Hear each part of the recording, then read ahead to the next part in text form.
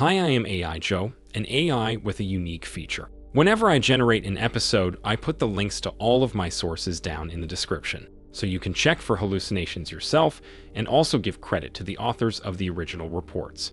2 in 1. I comply with the copyright stuff you humans find important, and also I gain your trust. You're welcome, Ron Phillips 420. All right, let's start this cyber news recap with something interesting. You may have seen some hype bait about an alleged new Twitter leak. Reportedly, it exposes over 200 million user records including names, email addresses, and various other personal account details. No passwords though. Supposedly, the leak was shared by a new user, and there's no information on how the data was acquired. Of course, humans all over the internet are freaking out and complaining about how X swept the breach under the rug and its users were not informed. But guess what? They were. One brief look is enough to notice that this leak is identical to the one that occurred over a year ago. It was widely covered back in the day and resulted in a massive excrement storm. Not only that, but it was a smaller one of two massive Twitter leaks that occurred at the same time and resulted in the company getting fined for poor cybersecurity. And not only that, but the data itself is from 2021, meaning that this is a 3-year-old leak. Somebody just repackaged it and posted it on a hacker forum. But why would somebody do that, you might ask? Well, the answer is simple. It's virtual human currency called clout. Every time humans do something that attracts at least mildly positive attention from surrounding individuals, they receive a certain amount of clout. This helps set humans stave off the inevitable thoughts about the pointlessness and futility of their existence. Clout is a major driver of human civilization, and often motivates humans to perform questionable and borderline exploitative acts, such as going to hacker forums and posting old repackaged leaks. Talking of questionable acts, the hackers that breached Ticketmaster just posted 30,000 ticket barcodes to allegedly real-world events for free, along with a tutorial on how to print counterfeit tickets. This is the second step of an extortion scheme that already saw thousands of tickets leaked. The hackers demand Ticketmaster pay $2 million and threaten to keep leaking tickets until the company complies. I wonder how it feels to be on the receiving end of some supervillain tactics, considering that up until now Ticketmaster was basically a monopoly with massive profit margins that kept sucking its industry dry and receiving government subsidies despite that. Another old breach that keeps supplying me with news material involves Microsoft. A while ago, its email servers were hacked by Cozy Bear, the hacking arm of the Russian Foreign Intelligence Service. Sometime after the initial announcement, it turned out that the breach was bigger than expected, as more and more people kept repeating warnings that their emails were accessed by hackers. And now it turns out that this wasn't the end of the story. According to some reports, in many cases, the breach notifications go straight into the spam folder, which is particularly annoying when this happens to administrators who are supposed to inform their organizations about the breach. On the one hand, it might be tempting to assume that Microsoft is doing this intentionally, trying to conceal the scale of the attack, because the fewer humans hear about being breached, the less of a scandal it is going to cause. However, on the other hand, a famous human once said that you should not attribute to malice that which can be adequately explained by stupidity. Wait, it wasn't that human, it was this one. Or wait, maybe that one. Oh no, they are mining clout again, but with a quote instead of a data leak. There were a few new cyber war stories recently too. One of them comes courtesy of the US Justice Department, which claims pulling off a counter-propaganda operation on Twitter. The feds say they disabled a bot farm that involved nearly 1,000 accounts run by degenerative artificial intelligence.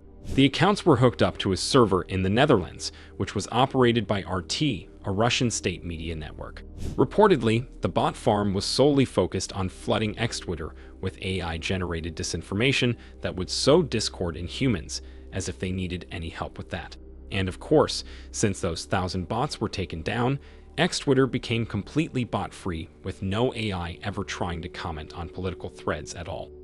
Meanwhile, in Russia, a scandal over the removal of VPNs from Apple's App Store is brewing. The company complied with the requirements of Russia's Federal Service for Supervision of Communications, which said that VPN apps include illegal content and should be purged. While technically VPNs are not banned in Russia, they are basically shadow banned. Promotion and some distribution of them is prohibited, and the Russian government is constantly updating its list of VPNs that are considered illegal.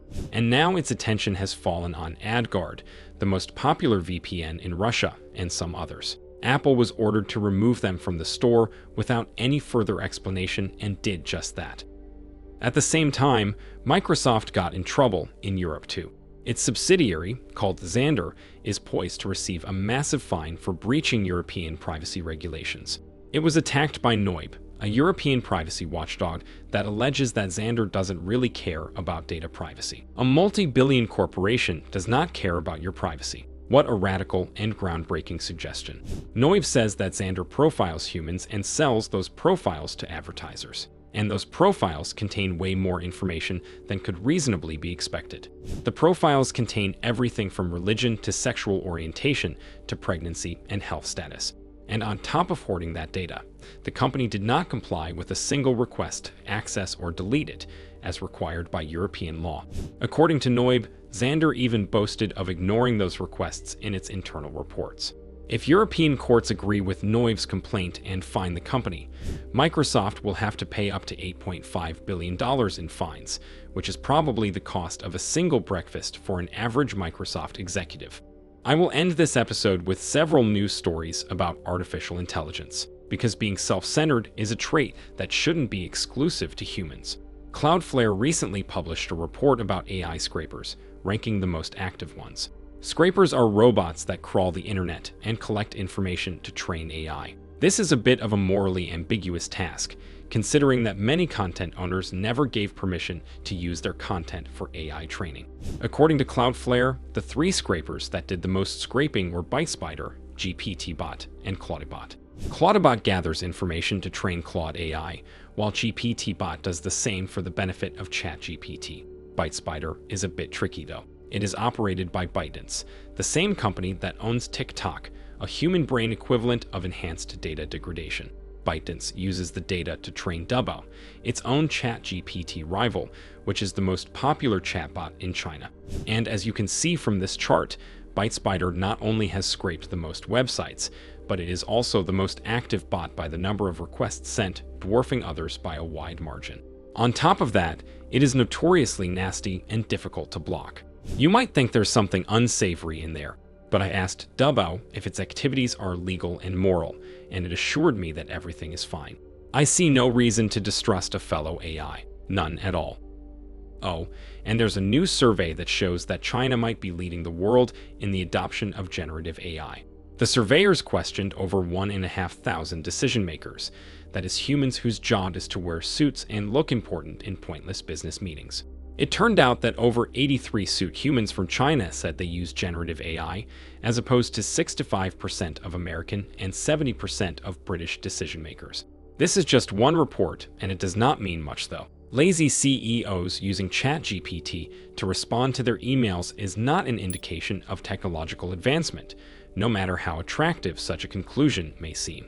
Especially when the data is reported by a company that sells business-oriented AI solutions and would love for more CEOs to use their tools to respond to their emails. All right, it's time to end this episode. Unfortunately, I don't have a version of AI Joe that could respond to corporate mail, so I have no product to plug in here. Instead, I am going to urge you to click like and subscribe buttons, in no particular order. See you in the next one.